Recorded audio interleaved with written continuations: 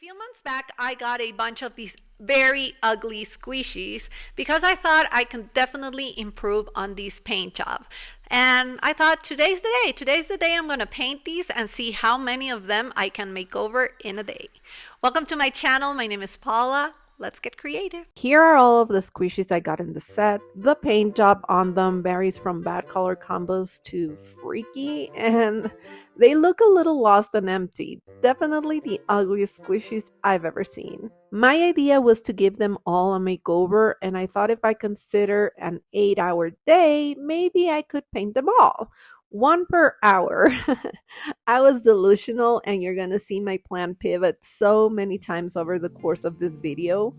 But for whatever reason, I thought it would be more conservative to do 4 first and see if I had time to do the rest. The first thing was to trim them a little bit and clean them up, and then to sand the surface so that the paint would stick to them better. This was only my second time painting a squishy, and I apparently blocked from my memory all of the problems I had the first time around, and I started painting my squishy white with the exact same paint I determined did not work last time. The plan was to paint all of the squishies white first because they need several layers and I could alternate them as they dried. And after the prepping was done, I would just decorate each one. As I was prepping these with white paint, I noticed the puppy was the only one that smelled really nice, like vanilla, and the only one that had a plastic hook on its head that I had to remove and fill in with puffy paint. Soon after that, I tried to give the first side of the first squishy a second layer, and I suddenly remembered the struggles from my first time trying this as the paint started to peel and get grainy on itself. In my frustration, I forgot to film me cleaning off that first paint and switching to the other kind of paint and covering all of the squishies again, which took a couple of hours. Anyhow, once the squishies were fully painted and white, you can really see the details that are marked into their form, like the indentations marking the features. On the puppy, the eyes were super lightly marked compared to the other animals, so I thought this was the one I could definitely cover and place the eyes elsewhere to make it cuter. Now, this wasn't as easy as I thought. I couldn't get the puffy paint to be smooth against the puppy's head, so I grabbed the brush and decided to create a furry texture that would still hide the eyes. Oh, and remember this puppy as we move on with this video because he made me go deep. When I finished the puppy, I grabbed the elephant, and because this one is white now also, I noticed that the bow around its neck wasn't even. So instead of trying to remove it, I just made it a little bit more apparent with the puffy paint too. The cow was the first of the squishies to be fully dried, so I grabbed it to finally start giving it a makeover. I decided to forget about the fabric paint I had on hand because they were such a pain. My Halloween squishy is still sticky this many months later. So I decided to use acrylic paints that I've tried before and are super plasticky. They are the type that peels from a paint palette and becomes like a giant sticker. So I thought this might not crack on top of the flexible surface of the squishy. I wanted to create a strawberry cow, so that's why I painted it all pink. I did not like that first color, so I had to lighten the pink and paint it again. When it dried, I could see parts of that first white paint peeling off underneath. It wasn't a large area, so I decided I would cover it with puffy paint, and because I was already going to do that and have to wait for it to dry, I decided to cover these snout too, changing the shape a little bit. When the puffy paint finally dried, I covered it all with pink again, and throughout this video you will see my nails get stained with colors I'm not using. And that is because I've edited so you can see the process of me transforming each squishy in order. But the reality is that I was jumping back and forward to all of them as I laid the different layers of paint for them to get a base, and these layers would little by little dry. Like the first day was crazy. The pink base was finally dry and ready, so it was time to add some strawberries. I had so much fun adding red details and strawberry shaped spots on it. I think because this was my first squishy to get made over, it's definitely the simplest one, and the other three slowly start to get more of my personality and art style as I go. So there's definitely a big difference between the first one and the last one I made. The red needed a couple of layers to be nice and even, but after the base was done, the details were drying surprisingly fast. So I was able to work some rosy cheeks on it before grabbing a paint marker to add some red freckles. I didn't like that the color didn't match, so I went over those with paint, dotting them with the back of a brush. And once all of the red things were done and ready, I started adding the leaves of the strawberries and some other details with green, like one of its ears and the color on the side of the eyes. Getting the squishies ready was a pain, but I love this part. And in case you're wondering, this paint did allow the squishies to still be squishable. To finish, I used the black paint marker again to do the eyes and more details, and when the eyes were on, I decided to go back with green and add some leaves in the middle just to make it cuter. White seeds on the strawberries and white for the shiny of the eyes, and here it is, my first squishy of the day, and I truly love its transformation. I think it turned out super cute. Like I said, prepping the squishies was a tedious process, but I recovered my energy after the joy of seeing that first one done. Honestly, I was going to do all of the squishies fruit themed. I even posted a poll on my Instagram, but then I thought, why am I being so rigid with the structure of this video and so determined on keeping them all in one theme when I have more ideas? The different ideas that were all over the place sounded much more fun, so that's what I did. I saw this picture on Pinterest and I fell in love with it, so that's what inspired the next squishy makeover. I started by painting it gray. This is AI generated art, as obviously stated on the name, but this is the kind of use of AI I'm okay with because it's basically drawing or rendering something to look like the real materials, as opposed to trying to imitate something that already exists, if that makes sense. Like, the artists here used AI to create this image as they would use color pencils, for example. Anyhow, I think it's so cute. I loved everything about it, so I wanted my squishy to look like that. Again, even after all of those layers of paint, you can see this one also still squishes. I was happy about that because I was a little bit scared about how this would turn out and about trying to make it look like stone. At first, I was really struggling to get that beautiful uneven look of a weathered stone, but as the squishy dried, I was able to dry brush some areas, and those differences in color really helped me make it look like stone. On this one, I kept the original marks for the eyes, but I'm making them appear closed by only painting a line on the bottom, and that made a huge difference on its expression. It now looks very serene. To give it a little bit more color, I thought I would paint the bow on its head like moss and add the pink for the cheeks as well. That moss was not looking right, so I covered it with black and then made little dots with different types of greens to get that texture. And this is how this squishy turned out. I'm obsessed with it. I really, really love it. I think it's so beautiful. Can't you just imagine it being like a magical statue on a beautiful garden? Like, I would love to meditate in that space.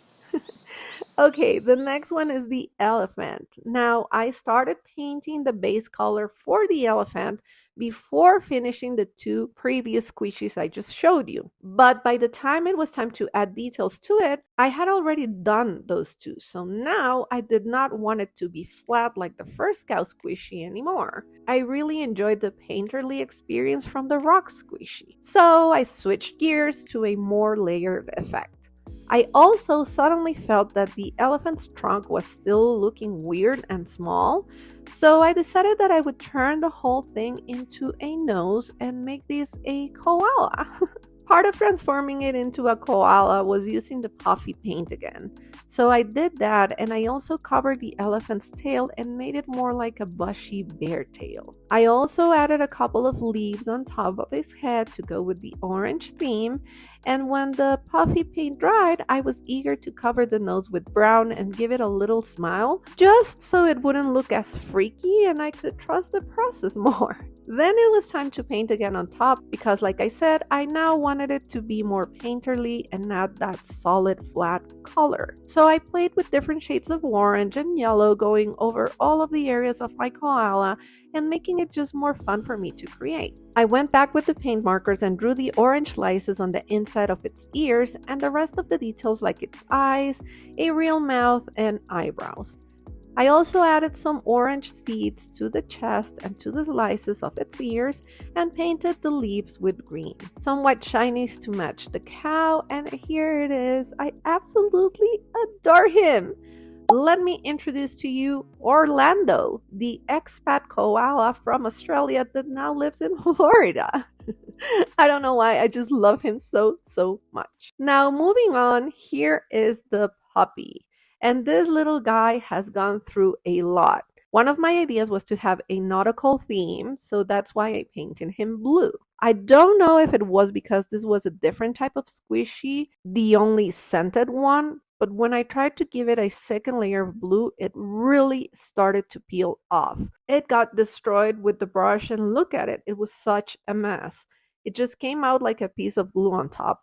I had to remove it because it was so bad, and this is why my nails were stained with blue for the whole video. I peeled the paint off, sanded it again, tore it by sanding it, but I managed to finish the base layers, and here it is with this muted teal. The base color was drying as I finished the previous three squishies, so by the time I got to it, it did not really feel fun to do a nautical theme anymore. And because this poor squishy had gone through so much, here's where inspiration hit me. I loved creating the natural stone texture, like really earthy, so I wanted to do that again. But this squishy had gone through some trauma that the other three hadn't. So I thought instead of trying to cover that, I would highlight and honor it by trying to make it look like a piece of broken pottery that has been mended together with the Japanese art of Kintsugi. If you don't know what Kintsugi is, it's an art of repairing broken pottery with lacquer and gold. The word Kintsugi translates to joining with gold, and this art teaches us that there's beauty in our brokenness. With that goal in mind, I started to repaint my dog again in a painterly fashion, mixing earthy colors and creating this weathered surface. I first heard about Kintsugi when I was going through one of the hardest processes in my life, which was the end of my marriage. I see now I held on to my marriage for much longer than was probably healthy, and part of me holding for so long was the shame I felt. I don't think I've ever talked about this before, but my marriage started to truly unravel the week after my grandmother passed, when I discovered my ex husband had been having an affair for an entire year. The experience was surrounded by other external elements that made it more painful, and I felt truly broken. Once I finally signed the divorce papers in the midst of the pandemic, I thought the social distancing was there to help me hide. But with time, I discovered it was a blessing because in that space, I was able to work on myself and have room to heal and start understanding that I broke deeply. And as a result, I had these huge scars now that were not failures but part of my history. They were the marks of my growth, and they should not be hidden but acknowledged for their beauty. They were a part of my story that got me here, where I feel different about life, where every day I wake happy and grateful for everything I've experienced. Now I understand I needed to have this terrible and painful experience in my life because it changed me. It was the path to the happiness I always prayed for. I used to think, why me? But now I understand what was God's purpose in sending me this experience, and I am very grateful for it. I broke into many little pieces, but I found a way to rebuild myself again, and now I'm proud of the scars I carry and what they've made me. So yeah, I really love this concept. This past Valentine's Day, I think, was the first I've really been single or alone, and it was one of the most wonderful ones for me because I felt truly happy and loved. And just like my little coloring book states, it wasn't about romantic love at all, but the love I can find on everything that surrounds me in this beautiful earth we live in. So anyhow, back to how I represented all of this on the squishy. which I think it's way too deep for a squishy, but this is what I did. I tried to make the squishy look even more like pottery by decorating some of its areas with a pattern in a lighter color. I also made an effort to use darker paint to mark all of the parts that were broken or tatered on the squishy even more. And then, of course, once I had all of the dark parts, I made them look like they were joined together and fixed by going over them with my gold acrylic marker. I wanted the back to look more cracked too, so I added more black lines, and when those dried, I realized one of the resulting pieces in between the cracks looked a little bit like a heart, so I filled that completely with gold just to make it more apparent, and then of course continued to go all over the rest of the lines. And here it is. I think it's absolutely beautiful. My daughter says it's her favorite, and I can understand why. It's just so special, and I especially love the back and the heart on top. And just to show you, here's the 4 squishies we started with, and here's how they look now after our little makeover. I really, really like them. Excuse me, Orlando, give me some room so we can see your buddies. I think they're very, very cute. I hope you like them too. And if you do, let me know, because remember, there's a couple of oddballs that still need some makeovers. So if you like the video, let me know and maybe we can do the rest. With that, I hope you're having the most wonderful day and that I'll see you next Friday. Bye.